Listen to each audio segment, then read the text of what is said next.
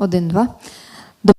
Good day. I welcome everyone who has joined us. I'm happy to welcome you in the Media Center Ukraine. My name is Olga Tamanova, and our second air today will be devoted to the fuel market. So today we'll be speaking about how 2024 has been reflected on the fuel market. We'll be speaking about the plans and our expectations about 2025. Here in the studio we have Serhii Kuiun, fuel market expert. Serhii, good day.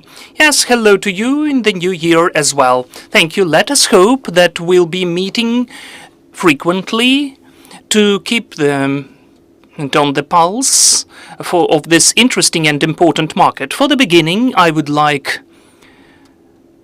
to make conclusions, because we quickly made some of the conclusions out of the previous year, how the market was working. Let me remind why it is important. In 2022, after the beginning of the full-scale invasion, this market was fully reformatted. So if we used to have 75% of import from Russia and Belarus before 2022, you can just imagine that we needed to do what the market needed to do to fully reject of the using of such sources of delivery. So the first question, can we fully say for sure that as of 2025 we don't use anything which is of Russian origin? Well, in fact, it took place much quicker, long before, because we can see that the issues with the fuel availability are not there since summer 2022. And you know, many people are just forgetting about that. We have such a saturated flow of news that we don't keep that in mind. But I think that the new system of fuel deliveries is the first great victory in this war. Let me tell you honestly, nobody believed among the European traders and governments that such a big country with such a big volume of consumption will be able to provide itself at all. Let alone that during the 3 or 4 months we can fully refocus on the new sources of supply. So that was just science fiction for many people, as well as in any other sphere when nobody believed in us. But in fact, you can see that our military and our entrepreneurs can surprise us, can amaze us, and they do that rather frequently. So 2024 has become the year of not even stabilization, but I would say the year of improvement, I would say, of the supplies, when we did not take whatever we could in 2022 and 2023 with any price, but when we had so much of proposals and we've had such well-developed supply channels that the importers could choose the most reliable partners, more interesting proposals. They were trying to be selective, as they say. So this is in fact the main event in this year.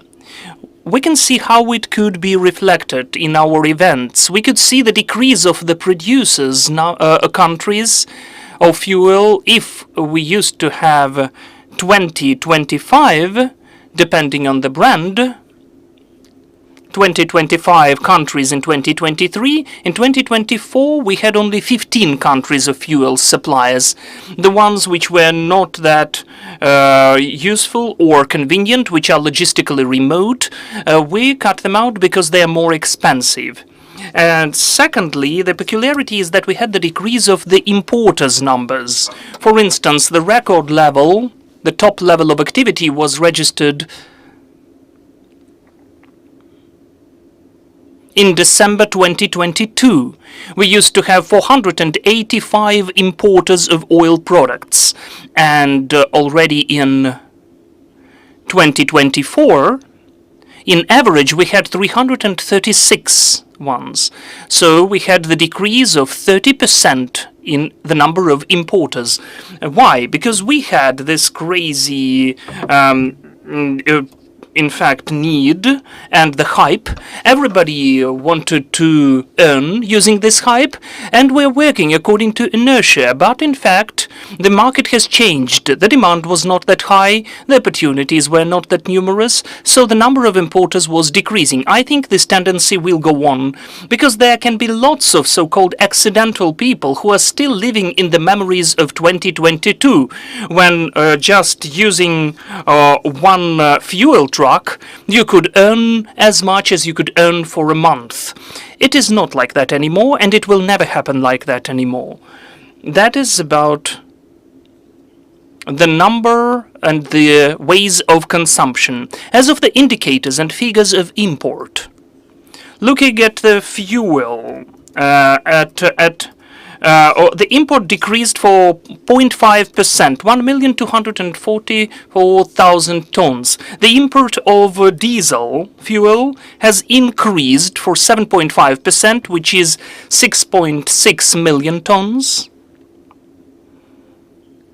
Import of liquefied gas or vehicle gas has decreased for 7.2% to the level of almost 900,000 tons.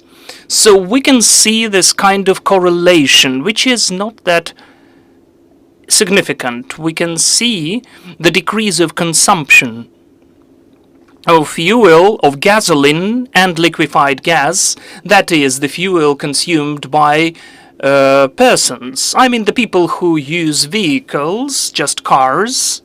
And what does it witness about? It tells us about the migration which is still going on, and that many people went to the army, the active consumers, the men who are mostly drivers in our country. So those are the reasons. Meanwhile, the diesel fuel is the industrial brand, and it is used by businesses mostly, the trucks, and not that much by the private vehicles, passenger cars, because it is rather cost-effective. It does not consume. It is not consumed that much. So we do not have very detailed analysis, and nobody can conduct it. But I would say that we are dealing with very active truck logistics transfers, because after the war we cannot use the ports. So after the beginning of the war. So the huge workload is on the trucks, which are used by both exporters and importers in many positions. So this is the activization of passenger cars and trucks. That's what I think. Those are the conclusions. Now about the frequent question about the supply sources. Who is selling fuel? As I said, in average that is 15 countries. The main top 5 is undoubtedly Poland, of course Romania, then we have Greece. Whatever it may seem weird, the United States of America is also in the top 5. If anybody told me about that in 2021, that we'll buy a lot from the US, I would never believe that. So those are our main consumers. And what's also natural, in 2024 we get such a supplier as Germany. So we have, I would say, significant volumes of gasoline, passenger car gasoline from Germany, because the consumption of gasoline in Europe is decreasing. The production is still high, and its export is decreasing because the world has seen the emerging new capacities. So there is too much of it. The competition is high, the prices are decreasing substantially, and we can see such a direction which was even hard to imagine before. By the way, this is the fuel of high quality, and the drivers really like it. And so it can be easily found at different, in fact, fuel stations. This is one of the zests of 2024. Looking at the structure of consumption, do we see the consumption which was connected with the challenges of the energy system? Do you see the changes in consumption because of that? If I understood you correctly, well, I mean the power generators which have to be using fuels and other systems which help us to live through the challenges connected with the energy system. I think that it would be a very significant percentage. We were forecasting that it can achieve 10% of consumption, or maybe 70-80 million tons per month. But thanks God, thanks to our energy workers, we do not hear power generators. There was the period in the summer when the retail networks felt that, which sold gasoline in particular, but in spite of us being ready for that, we did not need that. At least last year, the power generators' consumption was not substantial. We did not have lengthy blackouts. They were not that long. So, speaking about some substantial share of such volumes, no, it was not like that. Speaking about 2024, looking at the prices, which changes took place there as for the fuel prices? As there were some novelties in the tax legislation which were also about the work of this market. So whether they influenced the price, this factor. Well, a kind of short statistical data. A95 had the increase of price of 4.7 hryvnia, that is 9.5%. Diesel fuel has added 2 hryvnia 40 kopecks, that is 4.7%.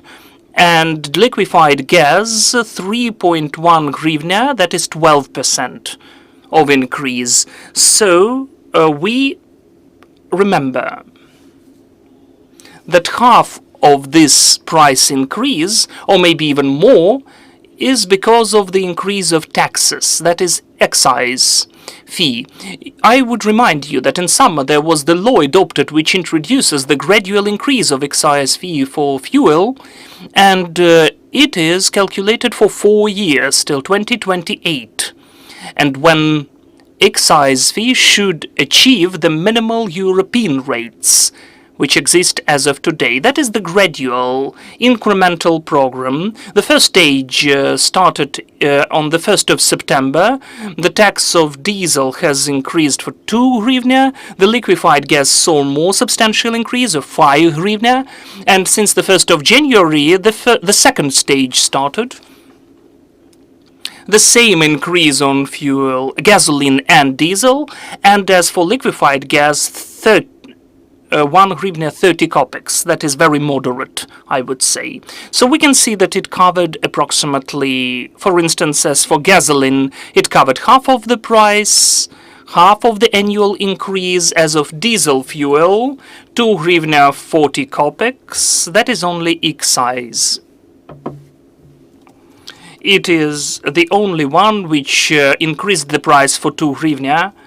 And liquefied gas did not have enough of integration of the increase of this tax till the end of the year. It added 3 hryvnia. So the main growth of the price is connected to the excise duty. Yes, excise duty, and also foreign currency deviations.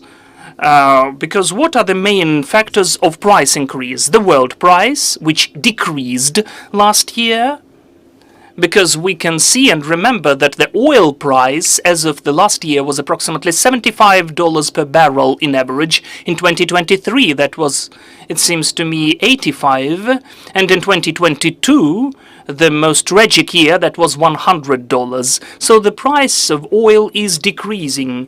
But we had devaluation of hryvnia, unfortunately. Our rate is the second factor, because we are importing everything, so we are buying using foreign currency. The more expensive the foreign currency is, the higher is the price at the gas station. And the taxes, which are, by the way, in euro, which in fact is also seeing the synergy of the increase of the tax rate and the foreign currency rate. Those are the two main factors which added to the price of the last year. We understand the influence of the world market and prices at the world market on our internal market, domestic market.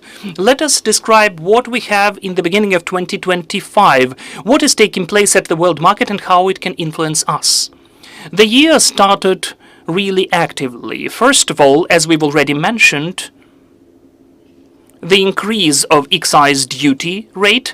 However, it did not look too substantial. Let me remind you that in September, the excise duty increase took place without any noticeable changes of prices at the fuel stations about gasoline and diesel, because in fact, price of procurement has increased. The purchase price decreased, so it was compensated. As for liquefied gas, of course, there was an increase of the price because they have a different idea of the market. There were expectations that the same would take place now, because winter is the dead season for the oil products. The increase of the prices wouldn't be reasonable. But again, this time the world market influenced us, but in the different way, in the opposite way. The price increased as we started the year with the price of $74 per barrel.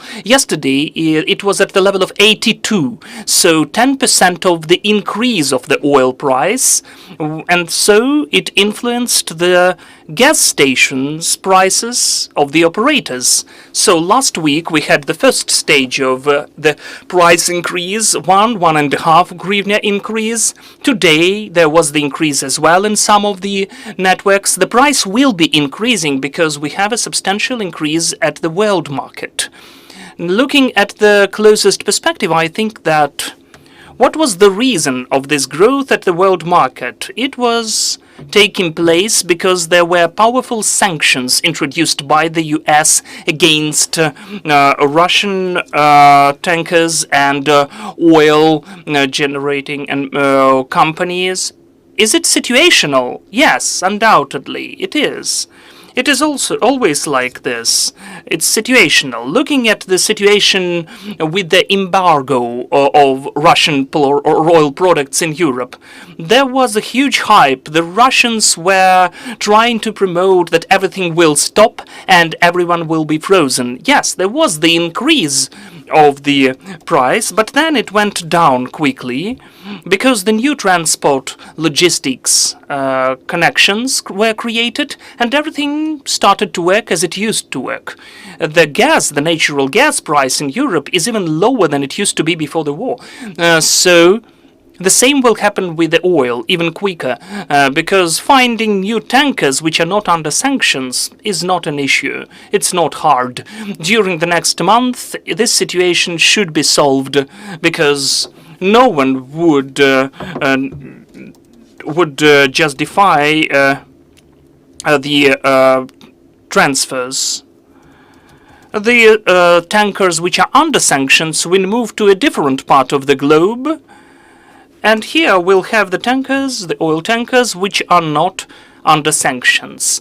I agree with an estimates of my colleagues from abroad who said that I think that there is no risk that the sanctions will force Russia to decrease oil production. Today they really need money, so they will sell oil for any prices just to sell it, because they need to fund the war. For them it is the top priority today.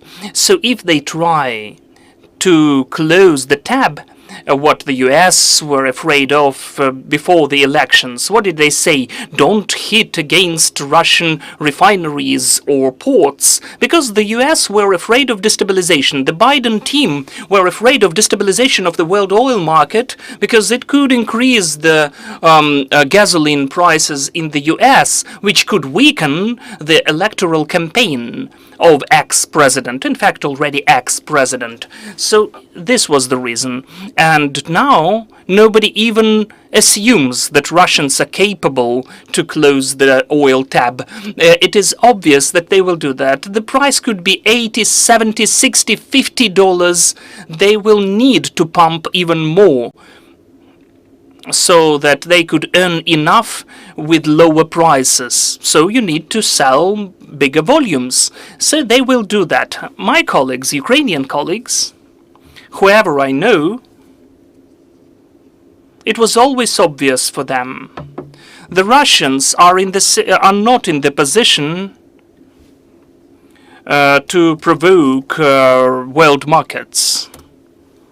I am sure that this is a temporary story. Just logistically, they will understand how to replace the tankers which are under sanctions, how to live without them, and everything will come back to the order. When I was getting ready to our air, I was reading some of the forecasts of your colleagues, and some of the forecasts tell us that the price should be starting with 67 hryvnia for gasoline. Do you agree with such negative forecasts? Honestly speaking, I'm not that lucky to read such forecasts. I do not see any preconditions for that. You know, we are now thinking whether there will be the price increase for hryvnia or two. Those are the fluctuations which are taking place without any changes of excise duty or anything at the market. This is the normal process. This is the peculiarity of this business. We are depending on the world price.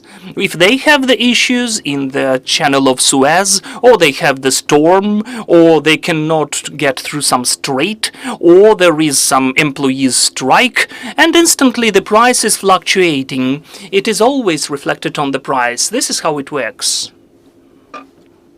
Speaking about 7 hryvnia, to add to the price, as of today the average gasoline price is 57 hryvnia. 10 hryvnia per liter, or 20% of 7.15. There are no reasons for that as of today. For that you need to increase the tax. You need the increase of the price up to $100 per barrel, and maybe the hryvnia currency rate should fall down. Then maybe it will be like that. Last year we were speaking a lot about the issues connected with liquefied gas, because we understand that traditionally it was going from Russia mostly, and to this or that extent, when it even came from other countries, we understood that the country of origin is still Russia, most likely. Could we overcome this problem? What stage are we now at? Well, you know, for me it's a kind of not that understandable or comprehensible situation. It's a bit of a comic one. Everybody understood what was taking place. Everybody understood where such a huge boom of supply from Lithuania, Latvia, Poland was taking place, because they were not producing their own liquefied gas. It was only from Russia. It was obvious for everyone. But somehow our competent, responsible authorities did not press enough. So the problem exists? No.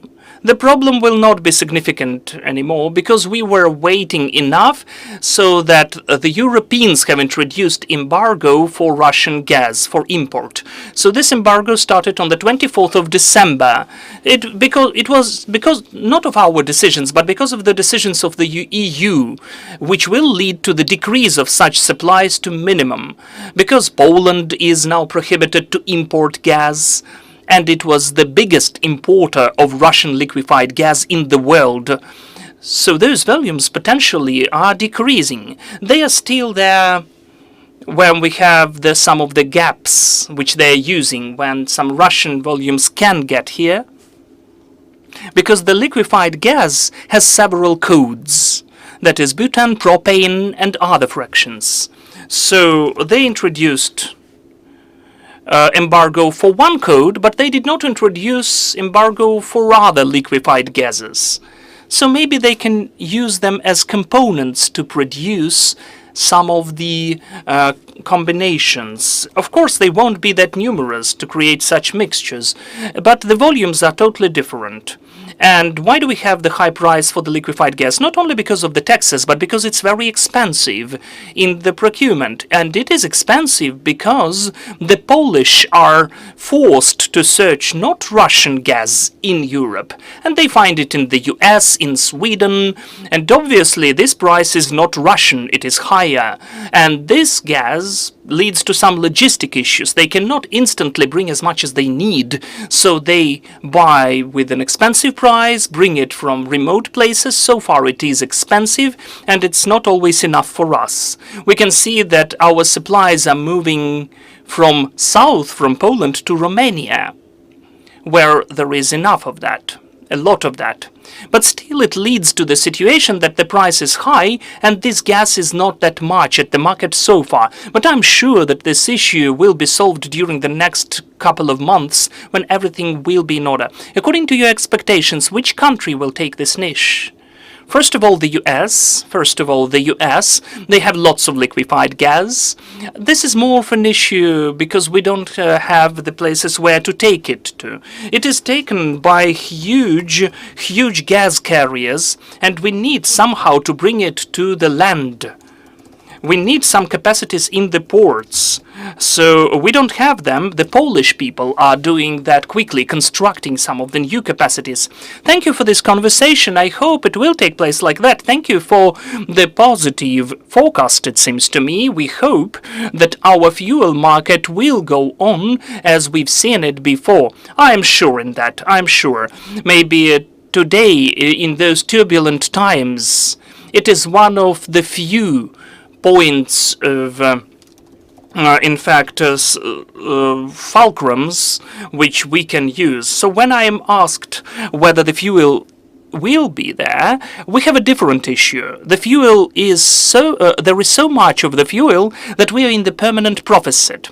Thank you for this conversation. Thank you undoubtedly to our defense and security forces, thanks to whom we can sit here and conduct such events, and we are working on together for the sake of our victory. Glory to Ukraine, glory to the heroes.